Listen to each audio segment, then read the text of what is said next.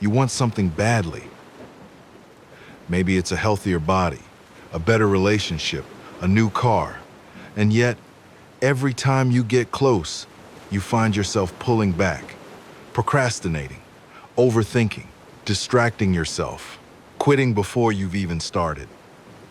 That's self-sabotage.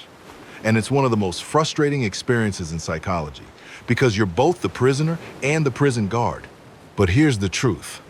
Self-sabotage isn't laziness. It isn't weakness. It's protection. And once you understand what your brain is protecting you from, you can finally step out of the cycle. So let me ask you this. Have you ever set a goal and then almost immediately found yourself doing the opposite? That's self-sabotage in action. It's when your conscious mind wants one thing, but your subconscious mind believes that thing is unsafe. Think of it like driving a car with one foot on the gas and one on the brake. You're moving forward and holding yourself back at the same time. Exhausting, right? The question is, why would your brain do this? And the answer lies in fear. Fear of failure, fear of rejection, sometimes even fear of success. Because success means change, and change is uncertain. And the human brain is wired to prefer the familiar, even when the familiar is painful. Self-sabotage isn't always obvious. It hides in everyday habits. Maybe it looks like procrastination, waiting until the last moment, telling yourself you work better under pressure. Maybe it's perfectionism, setting standards so high you can't possibly meet them, then giving up before you start. Maybe it's negative self-talk, that inner critic that says, who are you to even try? Or maybe it's toxic relationships, surrounding yourself with people who keep you small because stepping into your potential feels terrifying. Let me ask you, which of these sounds most familiar in your own life? Recognizing your personal sabotage style is the first step toward breaking it. Here's the science. At the core of self-sabotage is something psychologists call cognitive dissonance. The mental tension that happens when your actions don't match your beliefs. If deep down you believe, I'm not good enough, then when you move towards success, your brain scrambles to restore balance by pulling you back down. Another key player? The comfort zone.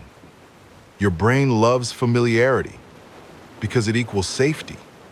Even if the familiar isn't healthy, it's predictable. Change feels like risk. So when you reach beyond your comfort zone, your nervous system sometimes sounds the alarm, danger, retreat. That alarm often shows up as sabotage. And then there's self-identity. Research shows that we act in ways consistent with how we see ourselves. If you secretly see yourself as a quitter, your subconscious will make sure your actions match that story until you rewrite it. Which brings us to the good news. Stories can be rewritten. So how do you break free from self-sabotage? Not by brute force, not by shame, but by changing the relationship between your conscious goals and your subconscious fears. Here are some steps. 1. Name the fear. Ask yourself, if I actually achieve this goal, what would scare me about it? Is it fear of being judged? Fear of more responsibility? Fear of standing out? Awareness turns shadows into something you can work with. 2. Challenge the story. Every sabotage has a story beneath it. I'm not capable. I don't deserve this. People will leave me if I succeed. Write that story down.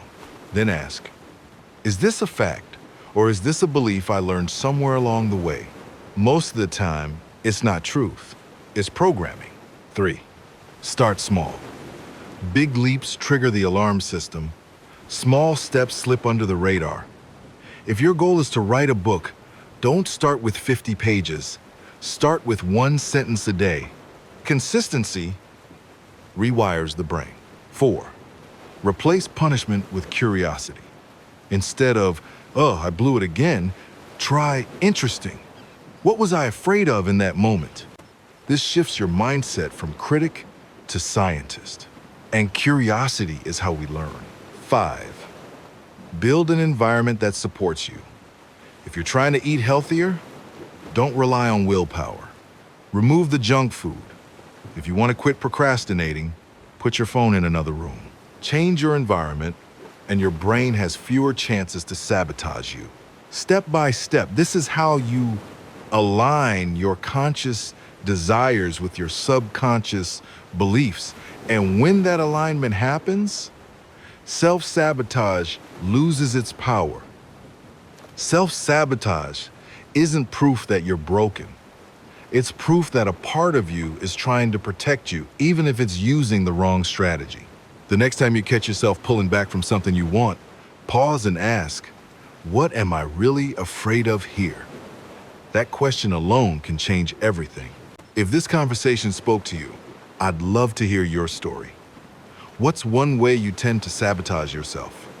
Share it in the comments, not as a confession of failure, but as a declaration of awareness. Because awareness is the first step to freedom. Take care of yourself, and I'll see you in the next episode.